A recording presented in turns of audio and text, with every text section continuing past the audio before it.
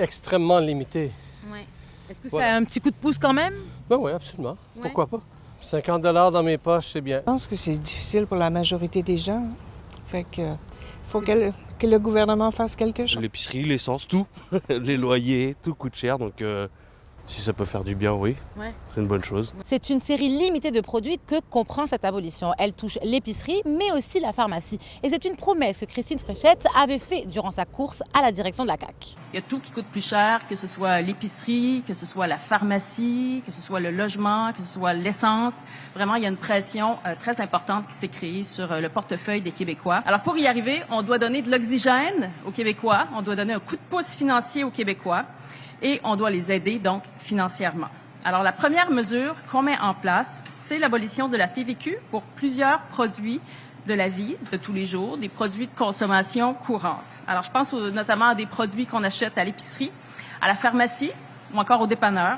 Cette mesure représenterait une économie annuelle de 50 $ par ménage québécois et touche par exemple les plats de légumes coupés, les papiers hygiéniques, les mouchoirs, les barres tendres ou encore les noix et les muffins. Pour nous, c'est la base là, qu'on détaxe les aliments, mais il y a aussi toute une foule d'items, de biens et services qui devraient être détaxés aussi selon nous, comme par exemple le chauffage, les services de téléphone de base, les vêtements pour enfants, le matériel scolaire, les produits de santé, l'électricité. Selon nous, on aurait pu aller plus loin en allant chercher l'ensemble des biens et services essentiels. Cette mesure coûtera 100 millions de $ par année à l'État et avec ça s'ajoutent d'autres mesures annoncées par la Première ministre. On va compenser pour le prix à la hausse de l'essence, du diesel également, en réduisant le coût pour l'achat des plaques d'immatriculation pour une année.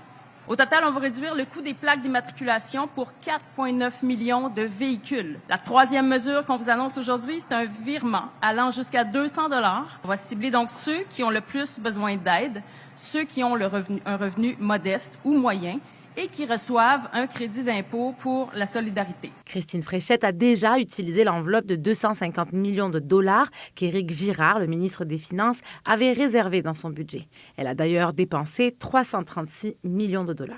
Alors, les recettes du gouvernement du Québec sont meilleures. Alors, on parle de l'impôt sur le revenu des particuliers, l'impôt des corporations, les taxes sur la consommation et aussi dans l'année courante, les transferts fédéraux sont plus importants. C'est à partir du 15 juillet que cette abolition prendra effet. Le 1er septembre pour la réduction sur le coût du renouvellement des droits d'immatriculation et dès le 4 juin pour le chèque d'aide supplémentaire à ceux qui bénéficient du crédit d'impôt pour solidarité.